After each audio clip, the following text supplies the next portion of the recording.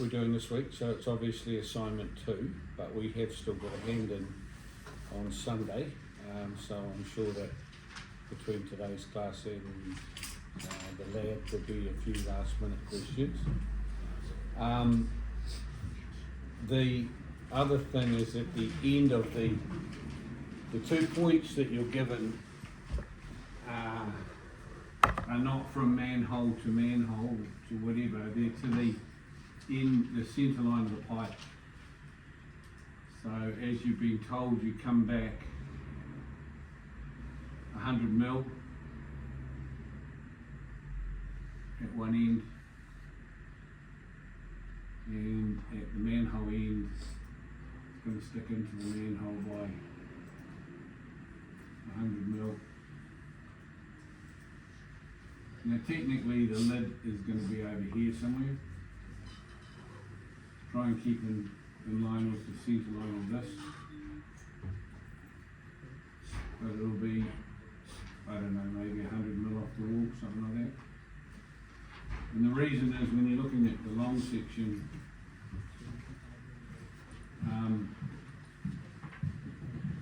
the manhole lid's always here because we've got the rungs that the person's going to climb down.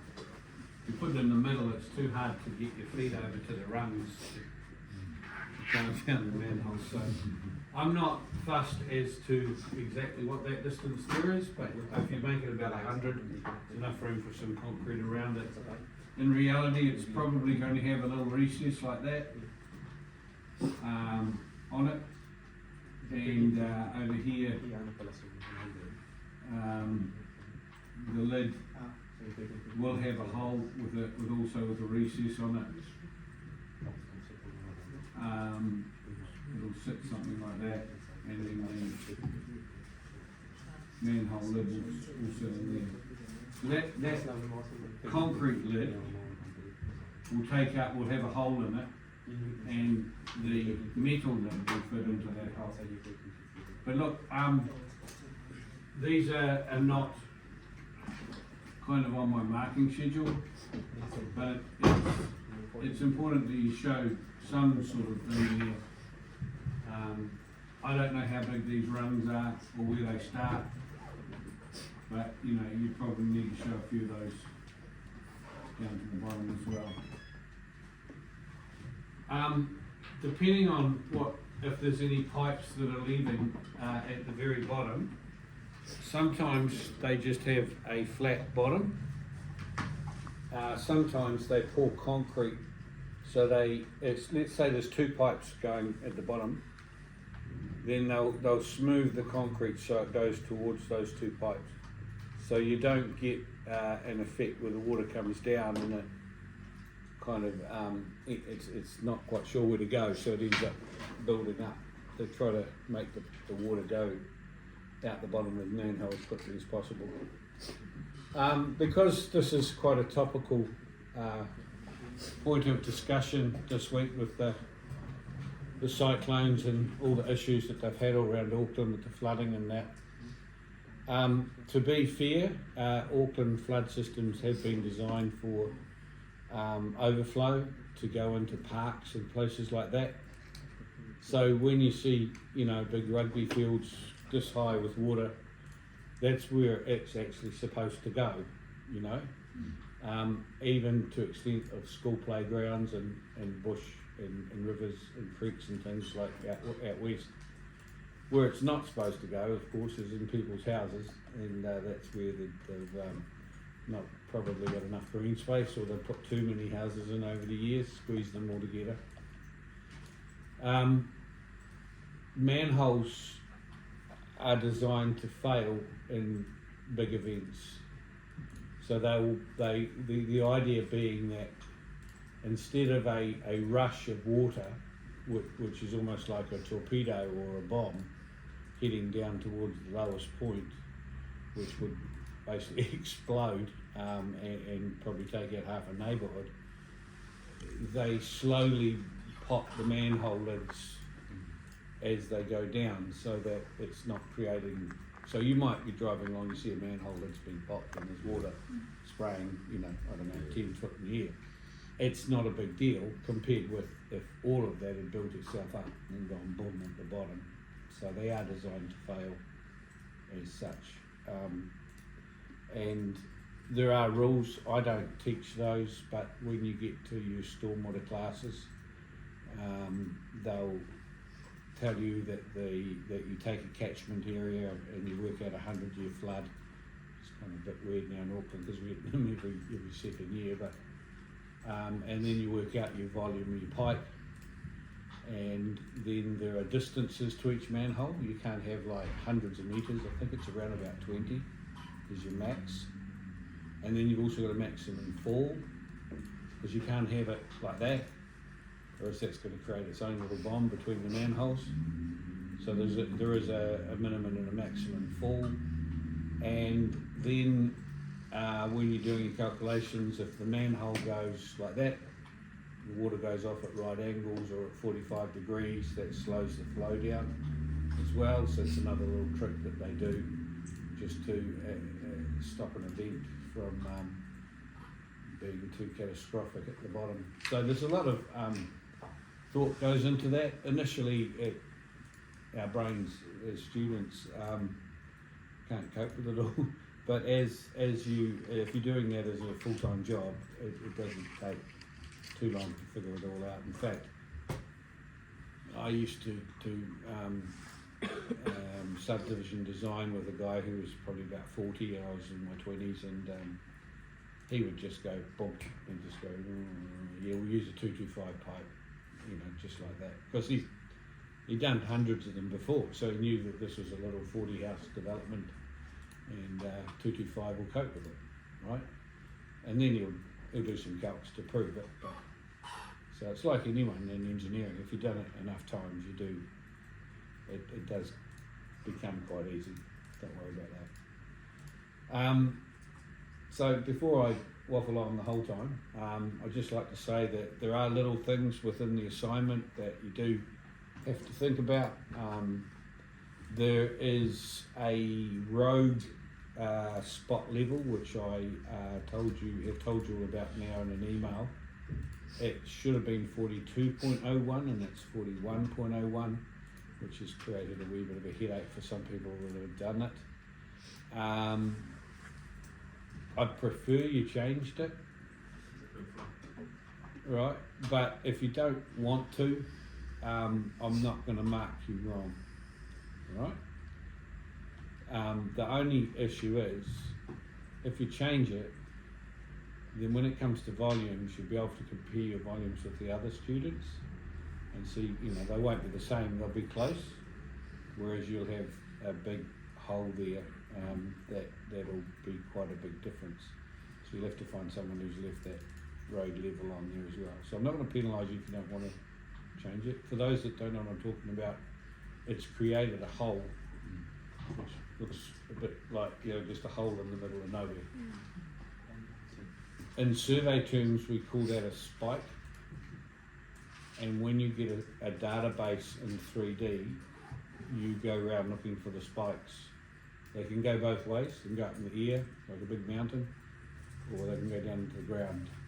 And both Civil 3D and 12D have a thing where it's almost like a wand. You click on the point and basically delete it, and then you redo the triangulation again, and it all smooths it out here. So if you're paying a survey company, they should do that before they hand you the file, right? So technically you could charge them your time to do that. If it's just one, people are going to make little mistakes like that all the time. But if it's a lot of them, you'd either change the company or give them the file back and say this isn't good enough. It can take a little bit of experience for a surveyor to pick it up, because it doesn't immediately show up. But there are little tricks as engineers where you can see these things straight away, right? Unfortunately, our long section goes right through it, so it creates a bit of a hole where the pipe sticks up, which is automatically repaired if you get rid of that. If you put the level and knob done, it'll be fine. But if you keep the the hole, well, it'll create a bit of fill required there. It sort of complicates things a little bit for you. What else? There've been a few questions about where we take our levels from. If it's on the long section, it's always on the centre line of the pipe. Okay. That'll be a level on the apron, a level on the top of the outlet structure. The outlet structures generally they're at 90 degrees, but it depends on what the ground line does, where it comes out. Alright? Because the main object of that is to hold back the land. We're going to move on now to cross sections, and the reason why we do cross sections is because they are a natural in both directions. So the long section we did was stretched, if you remember, a bit like, I keep on using the analogy of a basketball player. They're stretched vertically. Our cross sections are not stretched, they are this as you would see them, right? And so if ever you are doing a road, you walk down the road with your cross sections in your hand, not your long section. So you can see things in natural, how they are, and you'll pick up something that's drawn wrong straight away, right? If the shed is kind of square, and you have a look and go, right, the shed's not square, it's kind of rectangle, then something's been drawn wrong on the drawings. So when we do a platform, it's a little bit different. We normally do 2 cross sections, 1 in each direction, but the cross sections are the key to how we do our volumes. So we tend to do a whole lot of cross sections in one direction, and from those we'll work out our volumes for our platform. So volumes is next week.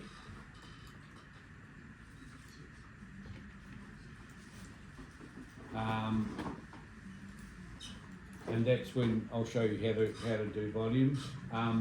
This week is just drawing up the cross sections. Now you will notice that I've asked for the cross sections at 1 to 50, whereas the long section is being drawn at 1 to 50 vertically, but 1 to 100 horizontally, which is the scale you need to draw it at. So we'll be doing it at double the scale. That is going to bring some issues, because your text height is going to be wrong. Your arrows are going to be wrong. The dimension styles, you're going to have to change them, so they'll be wrong for your sections as well.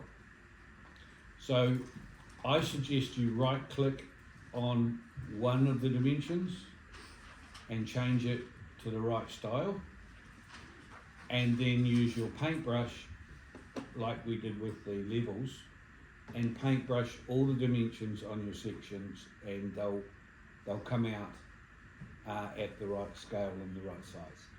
Okay, so that is the downside of drawing sections up. Usually we do them at a bigger scale, and so even although in model space you've been doing everything at 1 to 100, you're going to have to do the new maths now for the new text heights.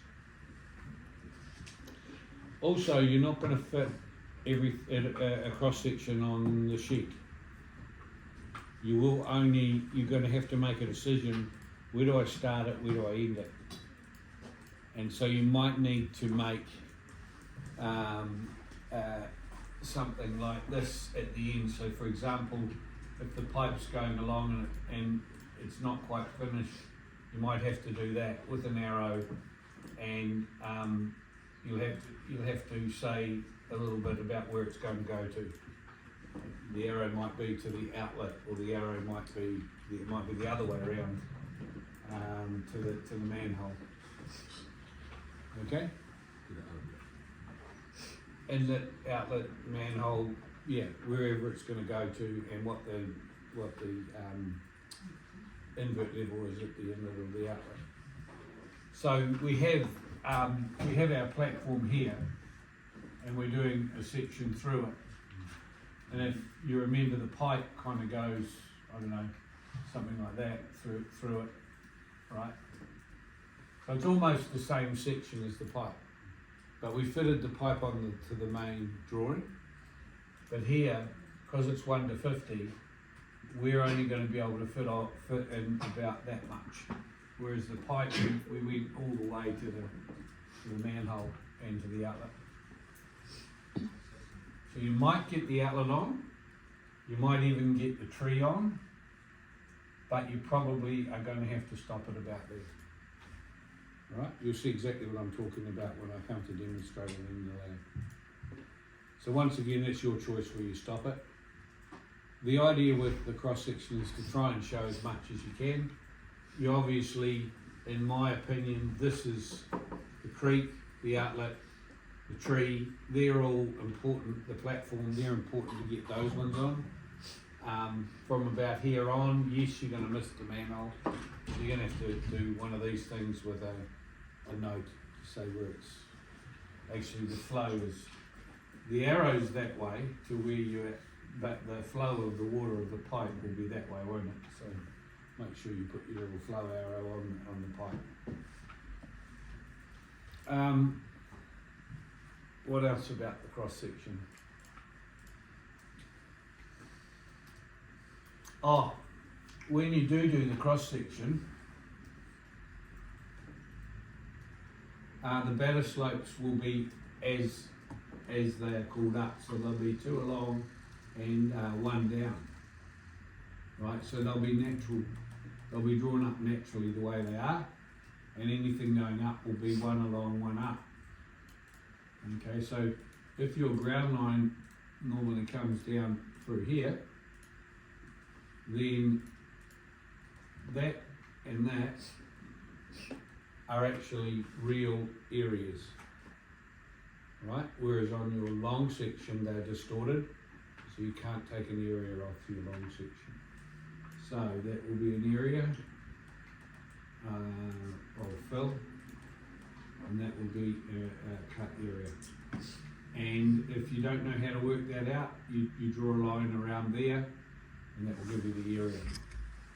So if we did a section through, or whole of sections through there, we could work out the volume, right? Remember, you've got your butterfly wings. If you remember back to week 2, you'd have, somewhere like that would be your fill, and something like that would be your cut. So you'd have your area of cut and fill as well there, which is these 2 things here. You're not going to get as many marks for your cross sections. Your long section's worth 11, I think, off the top of my head.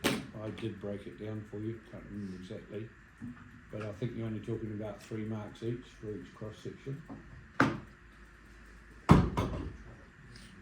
So you don't put as much time into it.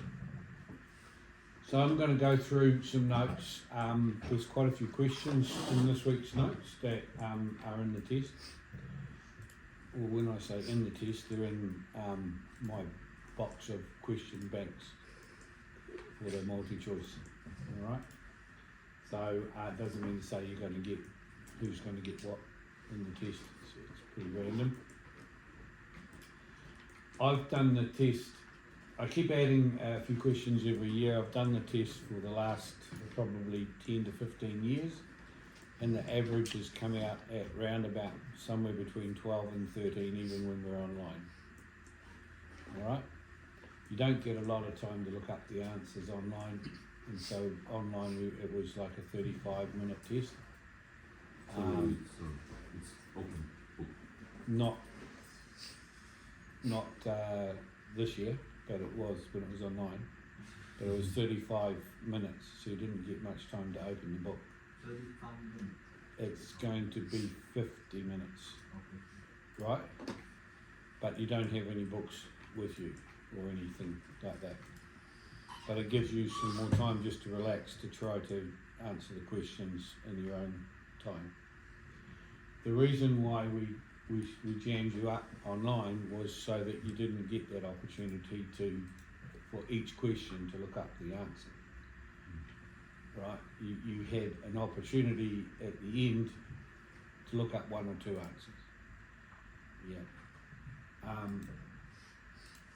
In fact, if anything, my pass rate dropped a little bit online, but definitely it's been about 12 or 13 out of 20 has been my average. My top students normally only get one or two wrong. No pressure. It used to be worth 20% each test, they're only worth 10% now. The emphasis of this subject is now purely on the drawing side of it.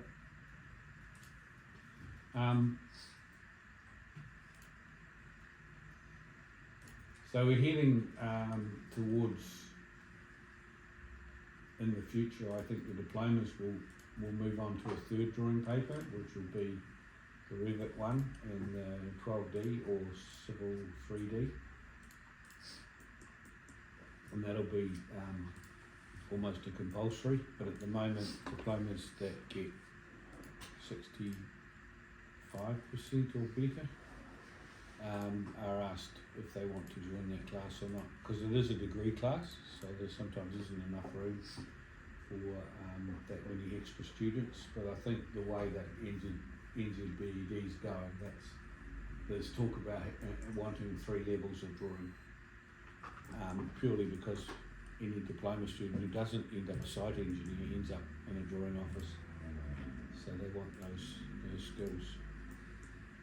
By the way, I'll just repeat myself from the first class. If you don't get 65%, don't worry. You can finish your diploma and swap to the degree and take that subject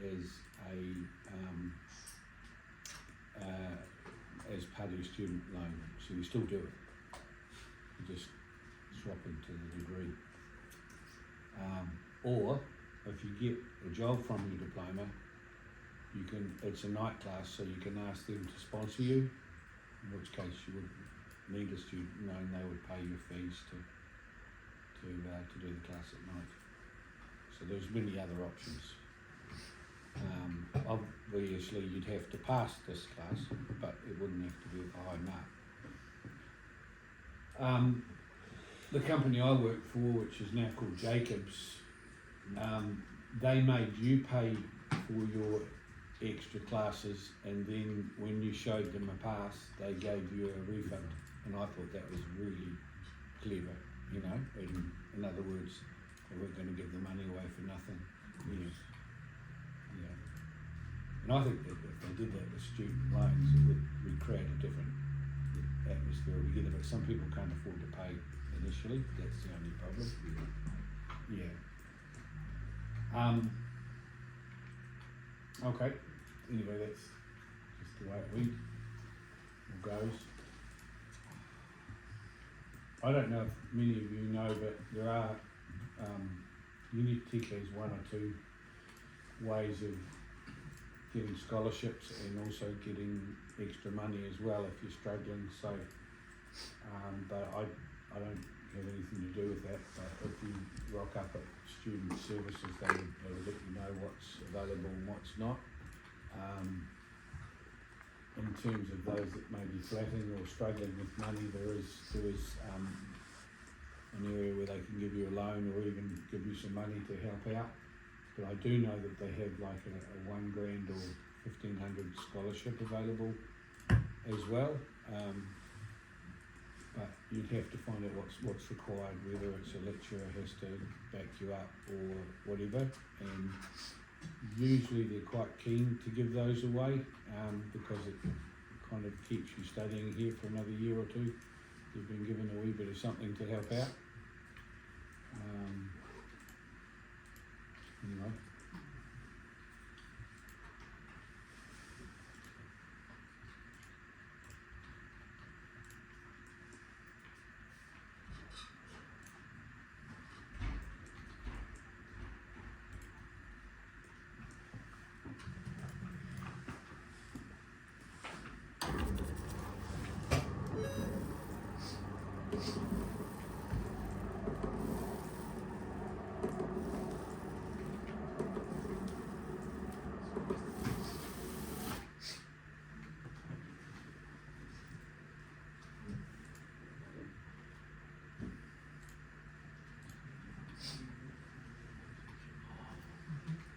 Also, one or two students have been asking about classes with for doing their homework here at Unitec. I'll just very briefly go over that just as I'm scrolling down. The 112-1100 where we go for our lab is often quite heavily used. It's got quite a lot of the main programs in it. So you go in there at, I don't know, 5 or 6 o'clock and there's another classroom on in there, you know.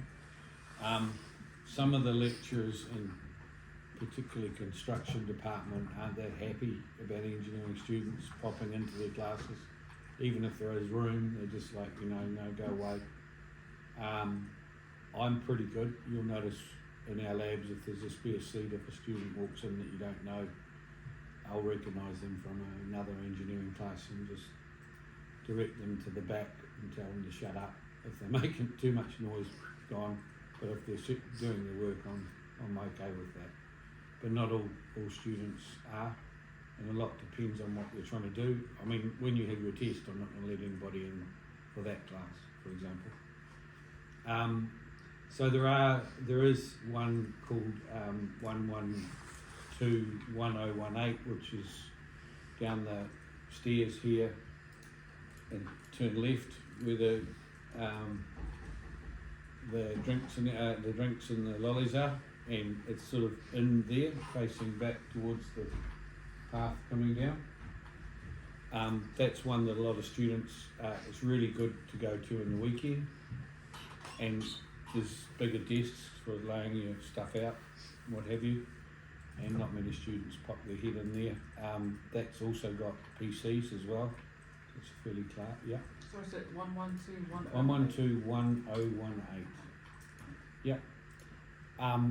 That also has, through the week, does have classes in it, but you know, that's one that you might pop your head in and find there's no one.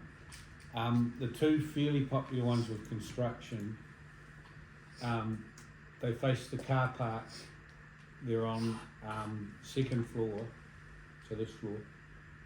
You can go around and look at them before you leave, after you leave this class if you want. 114, both of them are 114, 2009 and 2011. But there's usually a handful of students in those. They can get rather bloody cold actually, so bring in something nice and warm to wear. I've been in there before and I've had the air conditioning blowing a million miles an hour. Unless you like that.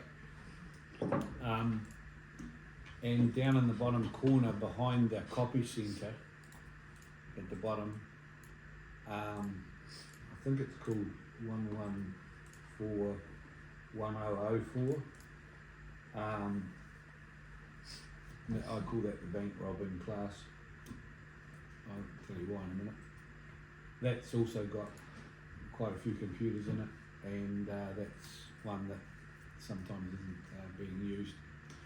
Generally speaking, if a security guard's going around trying to lock up, they'll try and lock a lot of our labs up early, but if there's students in there, they won't. But if there's students in there being students, I don't know, acting the goat or something, they've got loud music on, or they're all just sitting around talking, they'll clear you out and lock it up pretty quickly, because you know, every room they lock up is one less to do at home time. Also, upstairs, above Subway, is 2 or 3 computer labs. One of them's a very big one, and that is often open to nobody lecturing in it. The only issue with that is you do need some sort of memory stick to save to, because it's a desktop situation, so there's no PC. So Yeah, there are also desktops if you go out between the shop and the subway there, straight across to building 183, I think it is, there's 2 or 3 on that ground level that are desktop ones. The issue with those classes is that they close automatically at 5 o'clock. So security have to come and open them up if it's after 5 o'clock. And if you're there too early in the morning, they're not open either. They've done some sort of a auto opening thing. The lecturers can't override it.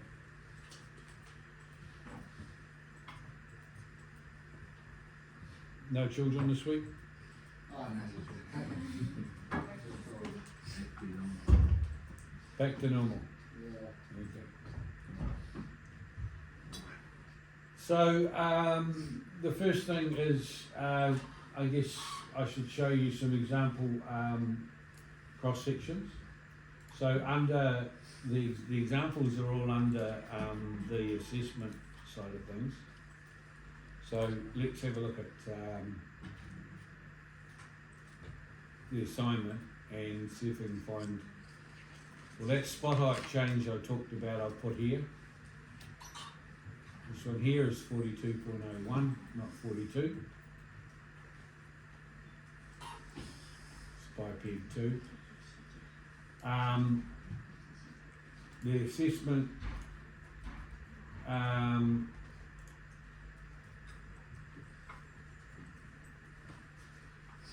student examples of cross sections.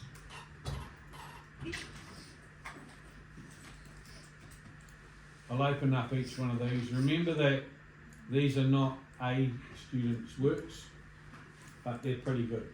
And you notice here that with this particular one, they've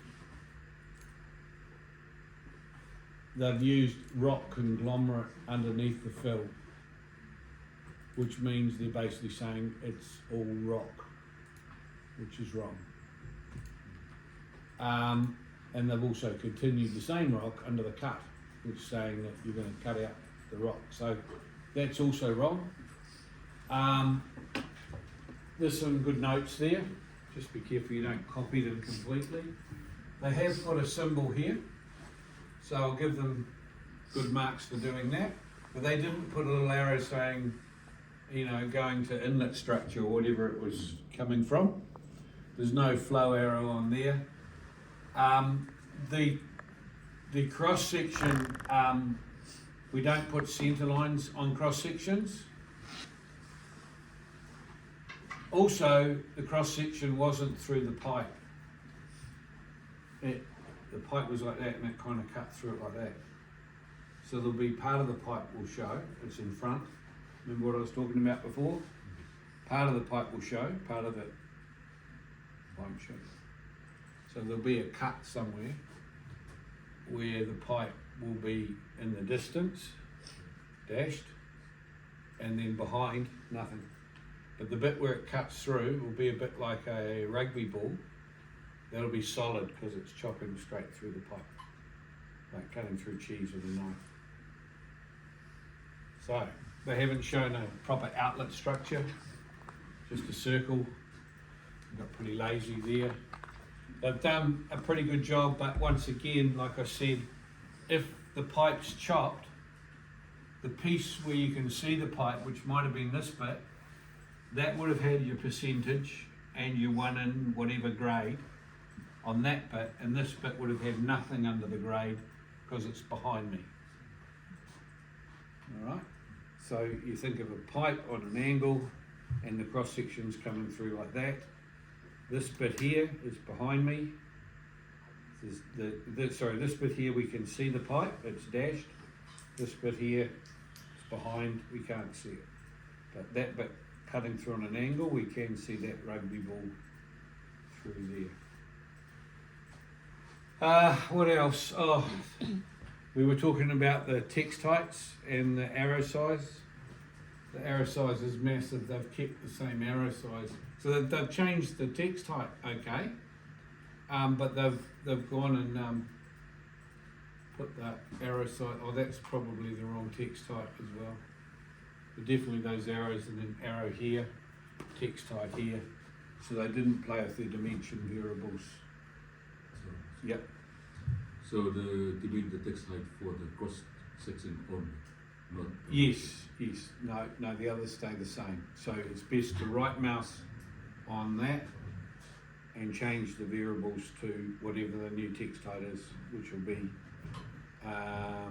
half the height, because we're blowing these up. Tree's all right, but now I'll warn you here, your tree must be exactly the same tree that you use on your long section, but it'll be half the height. So you imagine me on the long section on the basketball player, and back to my normal height. The width doesn't change. I have a question. What's the difference between long section and cross section? Because we draw exactly the same from the same center line of pipe, right?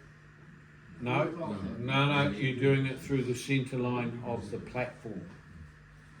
Yeah. So the platform,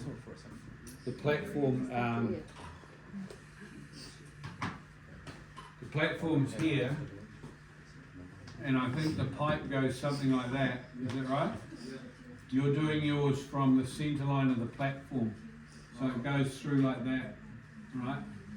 So some of the pipe you're going to see, some of it where it cuts through will be like a rugby ball, and this bit here you're not going to see, right? So we're gonna do the dash line, so you can see. Behind, no.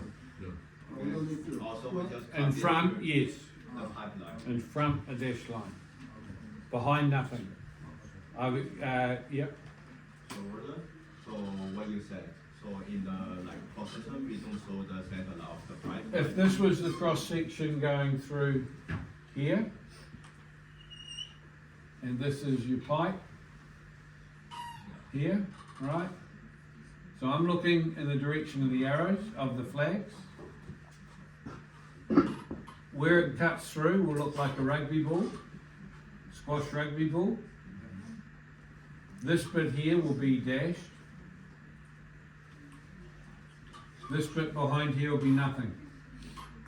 Underneath the pipe will be the percentage and the one in, which they've missed out. So from here along will be your percentages. On that side, nothing. Think of it like think of it like a motor car racer. Everything in front important. Everything behind doesn't matter. You want to get first. So the problem is on the long section, exactly the same, right? This using the pipeline. No, the long section No, I mean it's like, is along the pipe. Yeah, my question is like, we're using the pipe center line and make the backside, we're trying to show the backside, right? It's like the arrow. The other side, we don't need to draw, right? No, we do. Are you talking about the long The section? long section, I mean, it's like, Yeah. you know the flat arrow? We're gonna draw that side, right? No, you don't have any flat arrows in the long section. The long section goes through that pipe. Yeah. So you have to go back to your technical literacy notes. When you do a section through something like a pipe, do you do a centre line or not a centre line?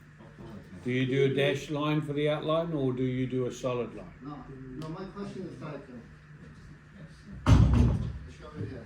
Are we talking about long or cross? Yeah, the long section, long section. So you're, Long section, we take the center line and draw the projection, then we're gonna draw this side, right? Not this side. Am I right or not?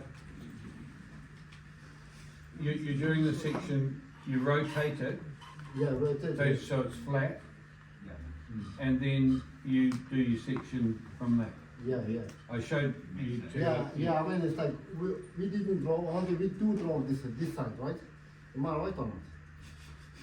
The Yes, you are doing problem is like, we have a problem this side actually. So how are we gonna show? Because this side we don't need to draw. I found the problem this side. So what should I do with this one? The problem will be picked up with the cross sections. You can't show all your problems on one long section. It obviously be on the plan, so you can write a note on the plan, Just a note. just a note on the plan, but you can't show a note on the long section if it's behind you. Okay. So I don't need to put any mark in here. Just put a note on. That's it. You can put a note on the plan, yes, then you'll start putting more notes on your cross sections, Yeah? Okay. which is what this class is about, not that, So okay? I don't need any point mark here and show the point is like no. No, something? No, nothing. I'll say it again. Yeah. You weren't here, but I talked to the rest of the class. It's like motor car racing. You don't talk about the cars behind you. Okay. You talk about the cars you want to pass or get first, the ones in front of you. Okay. You can do on here, can you? Because it's still when you show this one. Yes, it's you'll be still- able to. One of the cross sections will pick it up. Yeah. You're gonna pick it up there, but still you cannot see it. Because you say it's like we're gonna like the race car, right? Yes. And the front is important. But when the behind, still there is a platform, right? Then that platform, the side is get problem. That's what I mean. Yes, there will be. Yeah, you noted on your plan and noted on the cross section. Okay, this is the It's platform. it's like a murder. You know, you start off. There's someone dead on the floor. Everybody in the classroom could be to blame, but then you're slowly finding things out. She wasn't there. He wasn't there. Okay, it's like a mystery murder, and in the end, with the plan, the proposed plan, the long section, the two cross sections, everything comes together, and all your problems come out in the open. Okay. All right? Okay, not for the long section. Yeah, I just do the cross section plan. Yeah. Yeah. That is the- Yeah. Okay. So you know, and once you get experience, you'll be given a job like this, and you'll see all the problems straight away. You won't have to do a plan. You won't have to do a long section. You'll see with experience we've got an issue here, here, and here. Before you even start drawing, you'll be going over to the water engineer, the environmental lady for the tree, the man that's doing the structural thing for the structural wall.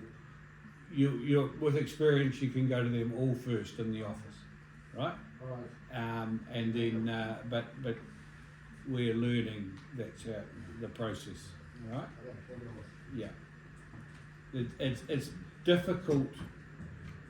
I think the subject should be the last one that you do at Unity, because by the time you finish 16 subjects, you're all experts at everything, and you'd be telling me what I should be doing, not the other way around.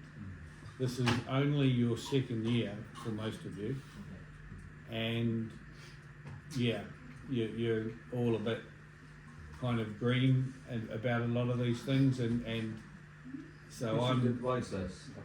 I beg your pardon? They should advise us. Yeah. You don't have to take the subject in your second year, but a lot of people do Ingrid's CAD, and they find it so easy. Oh well, they'll just blast into mine, and that'll be another A++. You know, but it's not.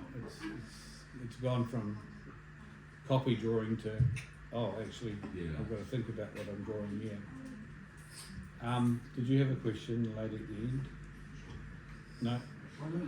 Yeah, I still don't get it. Like for the process, why don't you have to draw the center line? Is it still a center line over there in the pipe? No, this is the platform. Well, first of all, that one's completely wrong, because it's showing you. It's a good kind of an idea of what a cross section might look like, and it shows you how you're never going to get everything on there. But what it is he's gone off and he's done things, he or she's done things wrong. And my idea, the way I teach, is I point out the things that are wrong. So when you do a triangle, you do a 1 there and you do a 2 there, and the word fill should be aimed at that bit, not the triangle. The cut should be aimed at that bit, right? And this triangle, take the word cutout, should be 1 and 1 underneath it. This ground line should be on a 45-degree angle. You got taught that last year. not this year. Right. 45. Yeah. Yeah. So the ground line pattern's right, and it's about the right scale. It's just not. Yeah. And these are a couple of imported trees from the internet. You mean all the heights 45 degrees? No, just that ground line one. Just ground. Just the ground line part. Yeah. Okay. And that's the wrong hatch Is it completely. Is the concrete, right? This one, no, don't do concrete and don't do rock. So what should I do? Anything that is not a geotechnical term. So no sand, which is dots, Yeah, no concrete, yeah. which has got the little triangles in the dots, no rock conglomerate. There's a water symbol too, which is something like this.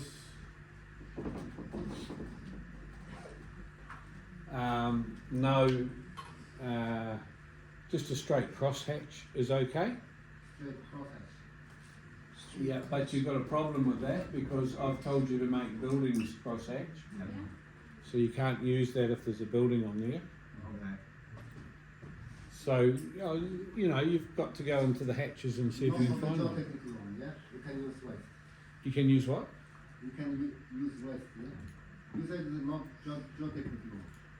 Yeah, nothing that stands out as being a geotechnical type hatch.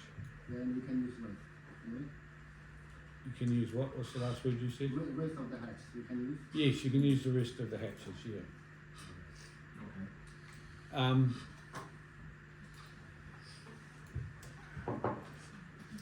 We're really humming along today, aren't we?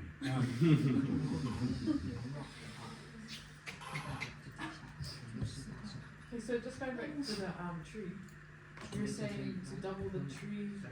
Oh, I'll show you that in the lab. alright, Okay? So some may have done a tree like I did. Some may have imported a tree.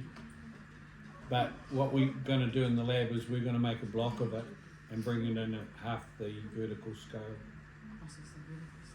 Yeah, which is the X. Yeah. So you get an opportunity with a block to change the X. Yeah. Like what you said, we can use the simple with the sand on concrete for the fill and cut part.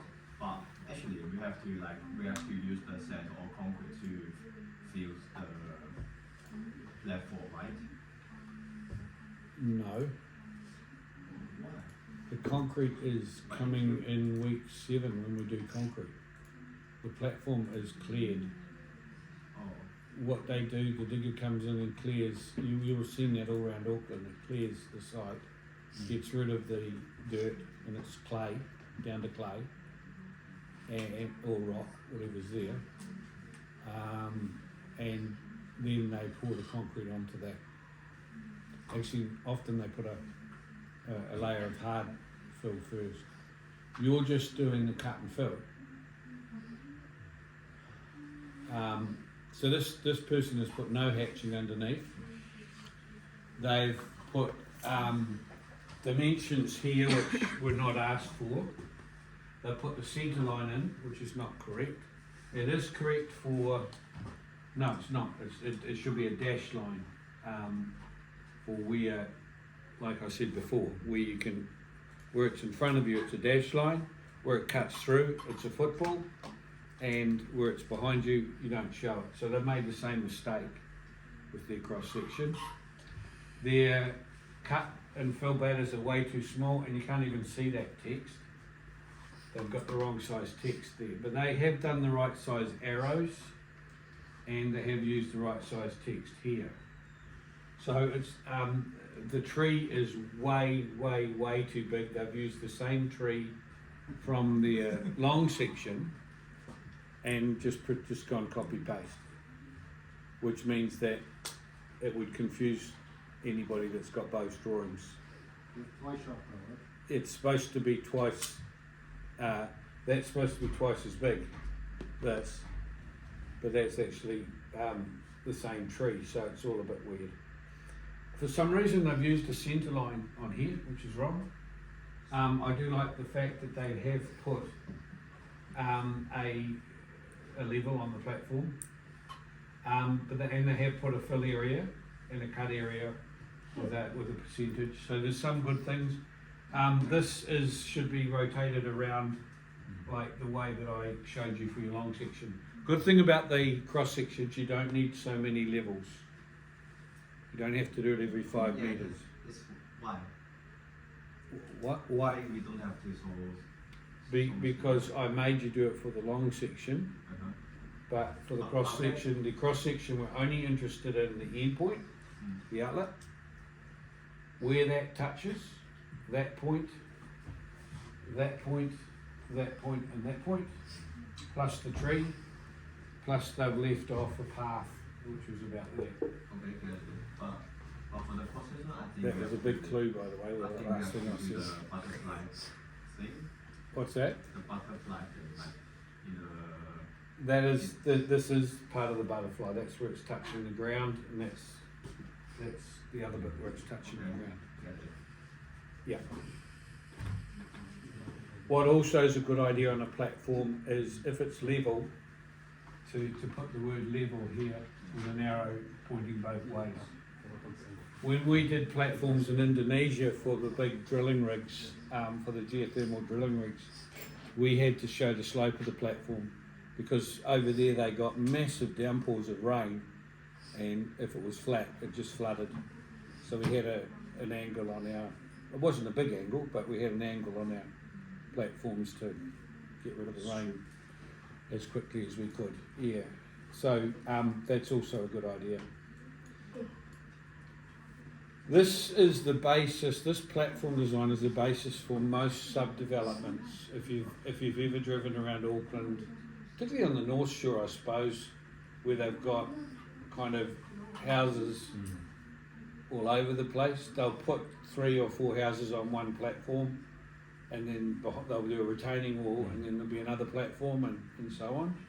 So platform design isn't just all about a tennis court or a small building or something. It's often used prodigiously on developments, which are in my notes, and we will get to it eventually, whether we do it in the lab or whether we do it here. I'm going to draw up a bit of a cross section for you in the lab. Okay, so we'll do either A or B. There's going, both ways. But I won't be doing like notes or these things. I'll just draw one up for you, just so you can get the hang of what's required. But we do have a few notes to get through, and I'll just race through that in the next few minutes. That cross section's going the other way. Now you're going to have a similar situation, and a lot of students say to me, "Oh, I can't do this cross section because I'm kind of following a contour. It's pretty flat." So you think about one way it's going to be on an angle, but when you do a cross section that way, you're kind of following a contour, which means it's really, really flat. So I'm okay with you kind of drawing it as flat if you need to, and it won't show very much fill either. That student has got very, very mixed up with the butterfly wings and the batter slopes for the butterfly wings, and they've gone and put that symbol on these cross sections, which is wrong. No, we don't need that symbol on the cross sections. Also, they've found finally the 45-degree ground hatch, and they've gone mental with it. Don't know if you're allowed to use that word. They've gone crazy with it. All right, you don't need that much. You could have put a little bit over here. That would have said that that's the ground line.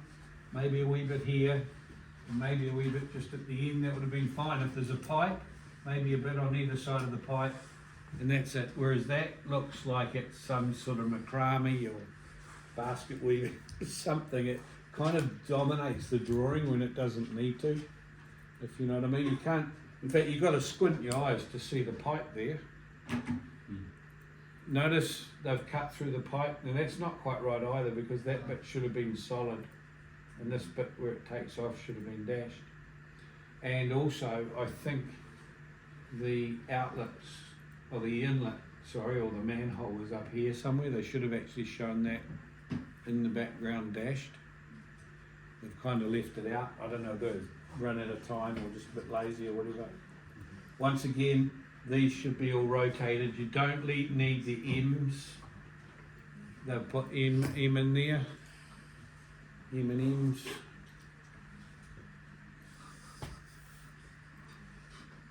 I always like to see at A1 or at A3 at the drawing, because we don't always print them at the right size, and it can be rather confusing if you're in an office and you've got the print at the wrong size. The tight block is okay, right? Yeah, they haven't got a thing around it. Haven't got a proper viewport. They've put the viewport layer on a layer that's frozen. Not good. The tight block, the tight should be like more, right? The title block's okay, but they haven't got a viewport around it. Yeah. Brother, speak of the title block. So the logo, the school logo you gave us, it is not very clear. So is it? Is it not coming in? No, it is coming in, but it is not clear. Are you inserting it as a raster image? Yeah, I know. So it is okay with. Or are you going copy paste or insert or No, because what you call it, the pixel, something like that? the pixels are not good? Not sharp enough, Yeah. I sort of realised that this year we are Tepu Tepu Kinga Unitec. Yeah. So I didn't quite know what to do there. So I did a bit of a snapshot of the symbol, which, well, I'm not allowed to criticise it. You guys can criticise it, you students. It does look a little bit like, well, no, I'm not going to say anything.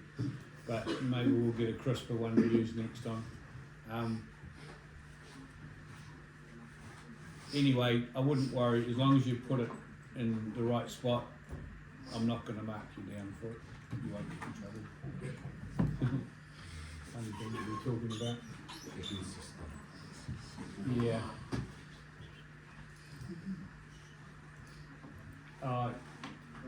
Kind of annoys me. When I first started here, I used to have quite a lot of fun with the students, backwards and forwards, chattering combinations in classes. I guess the students were closer to my age back then, but now the whole politically correct thing is every time you open your mouth you're in trouble.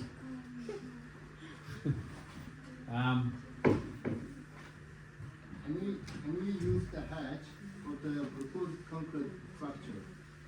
Or we don't? Yes, We do. you use the sideways hatch, yeah. The concrete structure, yeah? Yeah. Proposed can be dashed and hatched, Okay. dashed and hatched, but you don't really know what it looks like yet. No. But we'll be doing that. Okay, so back to civil and structural drawing. Now in lockdown, I gave the students the notes and I asked you to read it before the class started. I wouldn't mind doing that again, but I think it's important that I go through and at the very least, point out some of the things that are in the test itself, okay? So here's your notes this week. I've got a teacher-only file which I'll use to show you a cross-section. And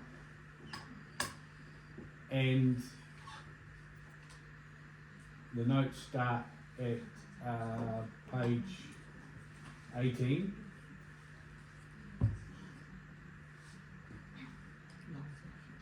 It's a long section. And we have a cross-section looks fairly similar to the one that we have just gone through. And I pointed out the bits and pieces that were wrong or right with that.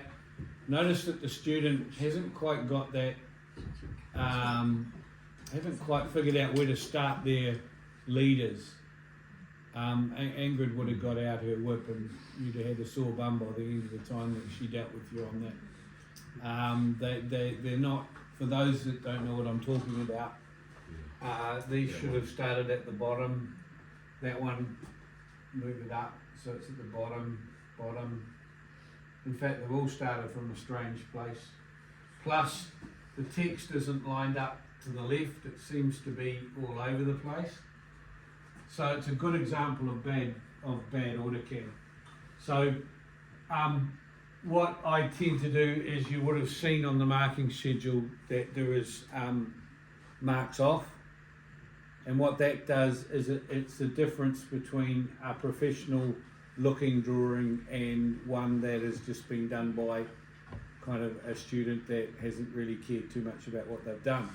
So I often get a lot of complaints in this class that, you know, Johnny has done exactly the same as Mary, but Johnny got a top mark and Mary got a very poor mark. Well, Mary has put everything on the drawing, but they've just done that, you know, just blah, blah, blah, everywhere. And it's, you know, if you were in industry, I call it blood, but they use a red pen and they'll be going on all those things. There'll be a big circle around that because the text heights are too small. That should be placed down there. That one's okay. Yeah, so there'll be a circle around here because there's no outlet structure. That's probably not deep enough, it just looks a bit stupid. And there's no grade along here. Plus that pipe should have been cut and half of it would be showing, half of it wouldn't. So yeah, you'd end up getting a whole lot of red on your drawing, which means, I can't remember the names I'd use, but Bob has moved on to another project and not costing the company any more money. Mary's still spending the next 2 hours playing with a drawing, trying to change it and get it to the right standard.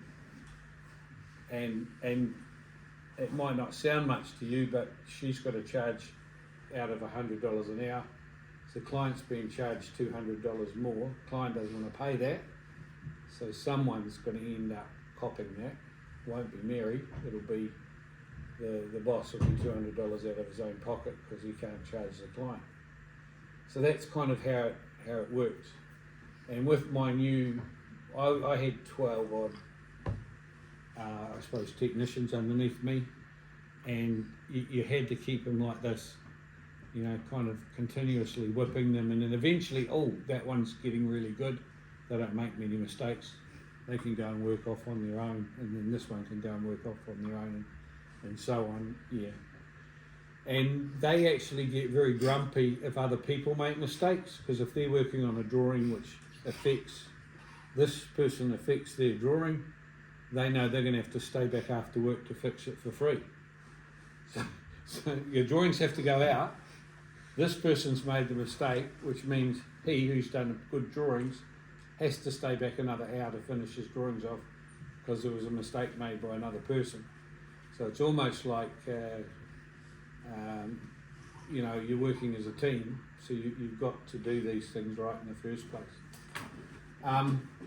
Councils can be very, very fussy on drawings and line types, and particularly hatches. They can be extremely fussy. They just send it back to the consultancy to do it again.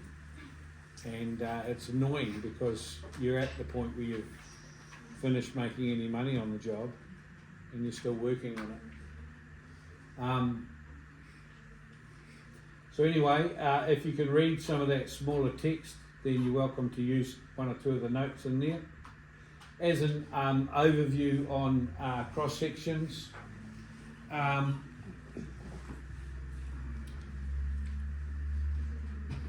normally they're used for one purpose only, and that is to try and calculate the volumes. But in some cases they're used, like the gentleman at the black back said, how do we identify problems? Well, they normally get picked up on the cross section. With roading, a good surveyor will actually stop between, roads are usually done every 20 metres they do a cross section, but a good surveyor will stop if they see something in between the 20 metres which could affect the volumes or the overall design. That's one of the questions too in the test. There are other programs here, 12D, Civil 3D, that are used in platform design and what you have to do with contours and volumes. But it's really important that you are able to identify a mistake either by a surveyor or a design mistake. And some of you identified that level as being an issue. And that's good. To me, that's really good. And that's what you should be looking for when you're doing in an actual job as well, because that sort of thing can make a big difference to the cost of projects.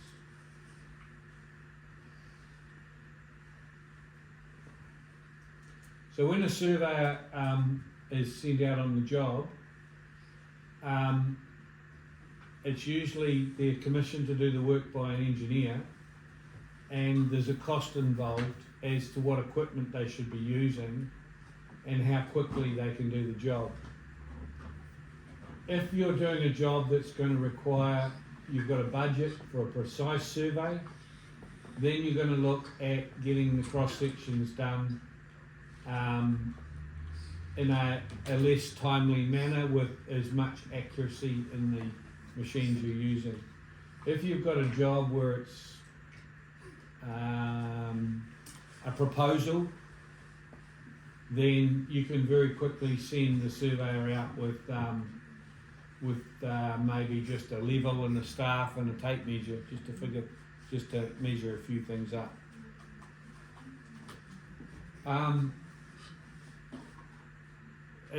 It does take a while to find a good surveying company. I can tell you that for nothing. If the company's not giving you what you want and you're going to have to do more work yourself, then it's not worth hiring them. You're going to find you're going to lose money on the job. There's a description there of the different types of surveys, whether you use a level, tape and staff, or whether you start using more accurate things like right down to GPS units, the whole 9 yards.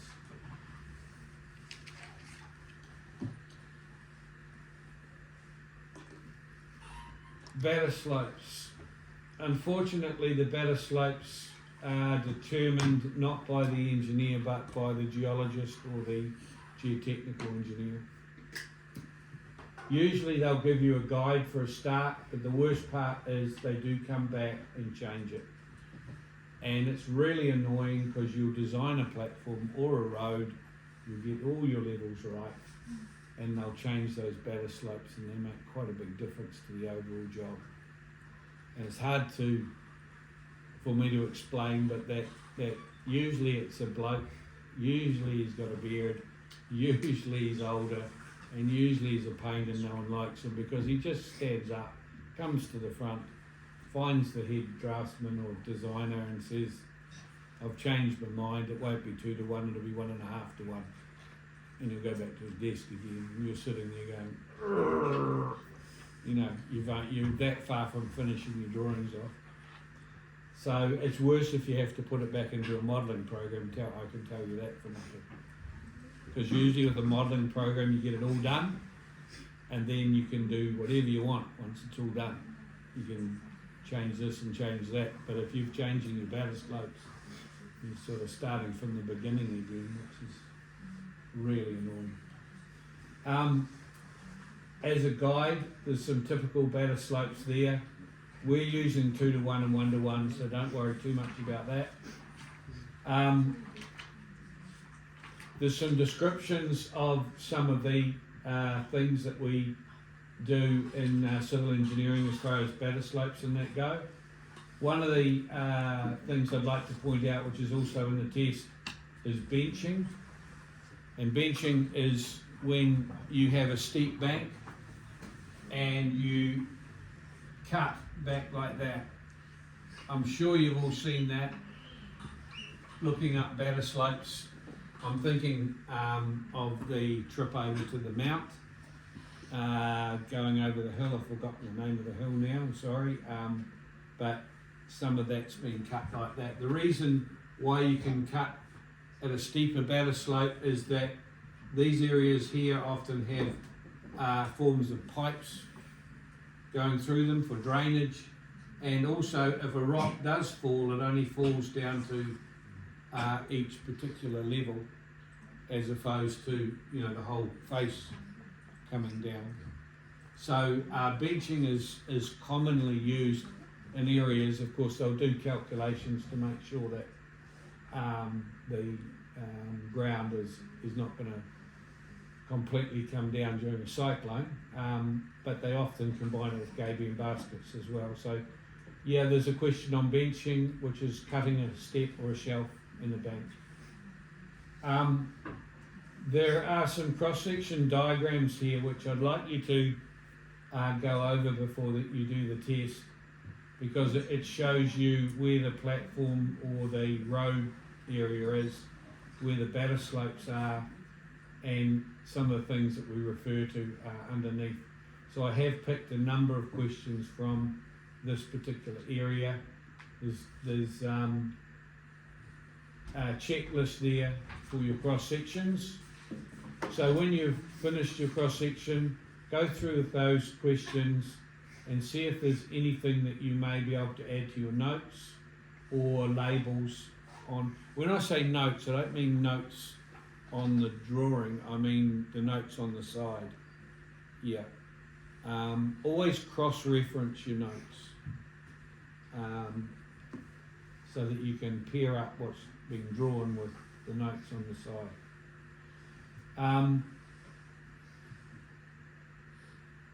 Now, as part of this course, I'm supposed to give you some notes on subdivisions. We're not doing a subdivision design, don't panic. There might be a question on this in the test. Very high chance there won't be any questions on this in the test, all right? We don't have to examine every part of a course. You'll know that already from some of your past exams. I prefer not to put subdivisions in here because these notes have actually been partly stolen from Hugh Wilson's class, who does project management, I think it is, one of those. They're not all his notes, but some of them have. And I kind of want you to be aware of these things, but I would prefer they were examined in other subjects. It's hard enough doing my drawings without having to concentrate on some of the rules for subdivisions. I really just want you to be aware that in Auckland we have different rules for residential, industrial sites, and so there's different considerations on height to boundary, materials you can use, etc. And of course commercial, being commercial buildings and what have you. The zoning is important, it changes all the time in Auckland. I think we're going to see a big change in terms of what they're going to let people away with in terms of subdevelopments now, because some of the new subdevelopments have caused some of the issues that have happened around the older ones. The older ones were designed fine at the time, but the new ones have come in, and you'll notice that no new ones got flooded because they all had their design perfect to flush the water away. And where did it go? Down to where the old ones were. So it's not funny. I guess it is not good, is the way I should describe it. So it's going to be harder now, in my opinion, to do big subdivisions. I'll be able to do small ones, but anywhere where there's a chance of that happening again, the council's going to be blanking it out. There's a little bit in there about a professional developer and the consenting authority. There's quite a process to go through. They've got to get approval from local iwi. they've got to get approval from the council. You've got environmental engineers climbing all over them, and now you've got what they call water engineers, which are people that are looking at the big water events that could happen. So yeah, that's the reason why you've all got free parking over there still. That land's been given already to New Zealand Housing. I've forgotten the real name for that. They bought it off Unitec some time ago, but they're still putting in for consent for housing over there. And so at the moment, they're quite happy for Unitec to use it for parking. But at some point this semester or next semester, they're going to give us 2 weeks notice apparently, and that'll be it. That'll be blocked off, and there'll be another development coming through. But that's just one of many. Yeah. They should be building a new parking building for everyone, and that should be it. I don't know if the students know much about this, because we have to pay for parking too now. We didn't used to. So what they're doing is they're making everyone pay for parking, so that all of us take our electric bikes and scooters and our $4,000 electric bike and our $10,000 scooter to Unitec, so that there's only a few people of us in cars. They don't realise we're still all going to come in cars, which means we're all going to park around Mount Albert somewhere, which the residents are not going to like. And that is another big thing, the vision of Auckland. Don't get me started on that, but the big railway link in the middle of town. Everyone's going to go and work in the middle of town, and no one works in the city anymore. And we're all going to, take the train into town. It just doesn't quite work like that, unless you're right beside a train station. No.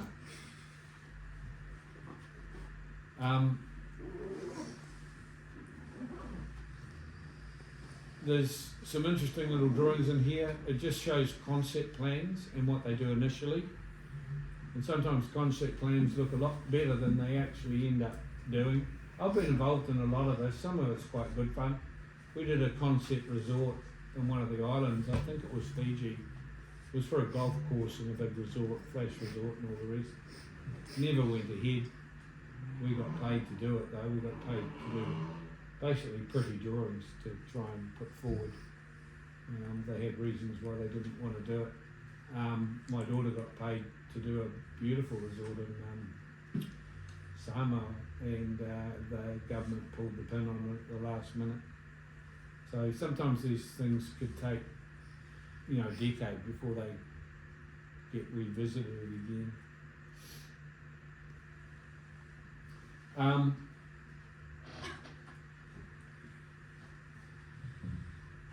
So they tend to put Auckland into zones, and depending on the zone is what you can do in terms of private housing. And the zones do change a bit. Obviously that's how a lot of these developers have made money. They realise that if I buy the house now, in 5 years' time, I can put 10 houses on the same section. At the moment I can't put any.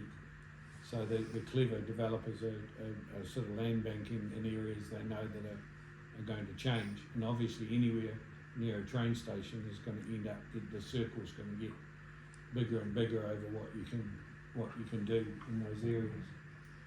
So they're zoned. Zones make also a big difference if your house goes into a new zone to what money you can get for it as well.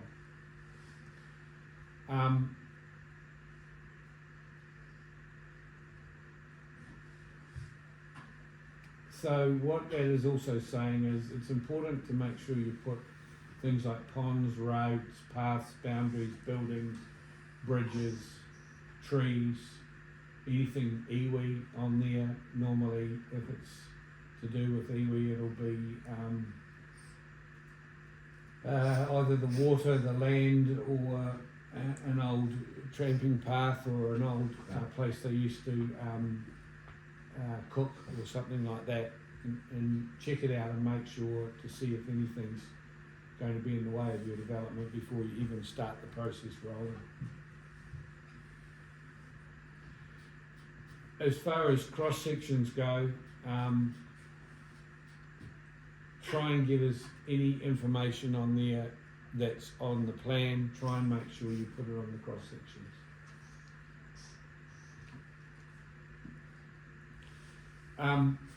Also, you're about to do your long section for me this coming weekend. Make sure you get the critical levels on there on the top part. You'll notice that's with, I think, 6 marks. The critical levels being the outlet structure, the apron on the outlet structure, the top of the wall, the invert, the soffit of the pipe at each end, the manhole, the depth of the manhole, the invert of the outlet of the pipe coming from the manhole. All those things are important. Platform level, make sure you put the formation, the little triangles on the platform. Get the tree the right width and the right height, 6 metres, doubled. And get the right hatchings and things like that on there as well. For those of you that give me great big long question lists, don't know who that is, but I will find out eventually. That's fine, but if every now and then there'll be a question I can't answer because I've covered it in class already. Alright? I'm noticing that this is being filmed as well, which is good. There was somebody filmed it last week. We'll get a link to that. We missed out on that, and we'll get a link to this one as well, so we can revise the lectures if possible. This afternoon's lab, I'm going to draw a cross section in one direction, and I'm going to show you what you're going to need to do for your volumes. Volumes is next week, and I'll show you on the board what you're going to have to do for that. Are there any other questions before the class ends? No? What have you all got now? Nothing? Lunchtime? Structures. Yay.